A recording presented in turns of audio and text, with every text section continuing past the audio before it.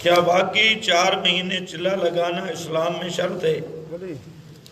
بھائی یہ 4 مہینے چلے، سال اندرون سال بیرون، یہ نبی کریم علیہ السلام یا صحابہ سے ثابت نہیں۔ یہ بات ذہن میں رکھیں بھائی، نہیں یہ نکاح کے پیسے ہم نہیں لیتے اور مولویوں کو لینے بھی نہیں دیتے، ہمارا کوئی زور شور نہیں لگا، مبارکباد آپ کو دیں گے۔ بالکل نہیں، کوئی بھی نہیں، ہم نے یہ رسم ختم کی ہوئی ہے۔ یہ واحد مولوی ہے جو مفت نکاح پڑھاتا ہے، نکاح کے پیسے جیسے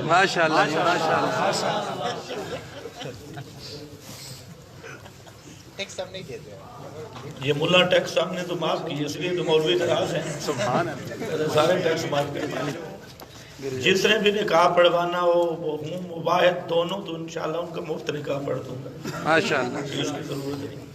اچھا بھائی، یہ 4 مہینے چلہ یہ نبی کریم صلی اللہ علیہ وسلم کا طریق بھی نہیں، صحابہ تابعین کا بھی نہیں۔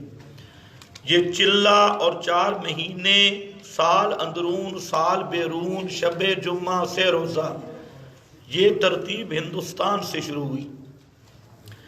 یہ جو ہمارے آج کل بعض سیدھے سادے لوگوں کو بتا دیا گیا کہ چلہ لگانا نبی پاک کی سنت ہے، اور کچھ ایسے ان پڑھ مولوی بھی ہیں کہتے ہیں چلہ قرآن سے ثابت ہے اور حدیث سے ثابت ہے۔ اگر یہ کہو گے تو پھر تو اس کے بدعت ہونے میں شک ہی نہیں ہے، لیکن چلہ 4 مہینے یہ پیغمبر کی ترتیب بھی نہیں، صحابہ کی بھی نہیں، تابعین کی بھی نہیں، یہ ترتیب ہے مولانا محمد الیاس رحمت اللہ علیہ کی، اور اس کو اگر صرف تعلیمی ترتیب تک رکھا جاتا تو یہ بدعت نہیں تھا۔ لیکن آج لوگوں نے چلہ 4 مہینے سے روزہ کو ایسی قیود کے ساتھ مقید کر دیا اور پھر ان کو مقصود بنا لیا اور ان کے فضائل بیان کرنے لگے۔ تو جب 4 مہینے چلہ سال اندرون بیرون سے روزہ، اس کو مقاصد بنا لیا جائے اور اسی فی نفسی ان دنوں میں یہ اس ترتیب کو دین سمجھا جائے، تو پھر یہ نری گمراہی اور نری ضلالت ہے۔ صرف تعلیم للدین تک رہتا، تعلیم تک رہتا اور اپنی طرف سے اس کو دین کا جز بھی نہ بنایا جاتا، تعلیم دین تک یہ ترتیب رہتی تو وہ بدعت نہیں تھی۔ لیکن آج جاہلوں نے اس کو مقاصد دین سے سمجھ لیا، اور پھر چلہ کے لیے ایسی پابندیاں ہیں کہ ماں مر گئی جی چلہ ٹوٹ جائے گا، گھر نہیں جانا، اور اس محلے کے قریب سے گزرا جوان آدمی ہے، اس کی بیوی ہے، وہ بیوی کے پاس نہیں جائے گا، نہیں تو چلہ ٹوٹ جائے گا، 4 مہینے ٹوٹ جائیں گے۔ تو یہ جو ترتیب ہے یہ اہل کتاب کے مشابہ ہے، یہودیوں کی طرح یہ رہبانیت ہے۔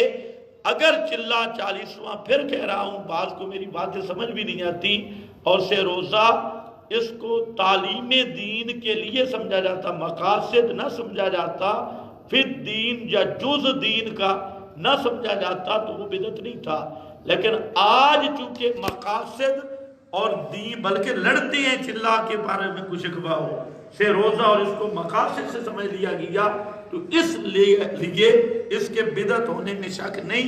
علماء ربانیین پر لازم ہے کہ لوگوں کو بتلایا جائے کہ یہ پیغمبر کی ترتیب نہیں، صحابہ کی ترتیب نہیں۔ میرے پاس ایک طالب علم پڑھتا تھا، اس نے اپنے والد کو اتنی بات کی کہ یہ روزہ اور چلہ یہ نبی کریم صلی اللہ علیہ وسلم کی ترتیب میں نہیں ہے، تو اس نے کہا میں گھر سے نکال دوں گا۔ آپ نے ساری زندگی سے روزے لگائے اور چلے لگائے، اور یہ جو ہمارے پشتو والے ساتھی ہیں یہ تو ماشاءاللہ سمجھتے ہیں کہ پیغمبر اور صحابہ یہی کام کرتے تھے جو ریبٹ والے کرتے ہیں، یہ تو لڑ بھی پڑتی ہے۔ تو اس لیے نبی کریم علیہ السلام اور صحابہ سے ثابت نہیں، اور اس کو دین سمجھنا، مقصد سمجھنا خالص گمراہی اور خالص بدعت ہے۔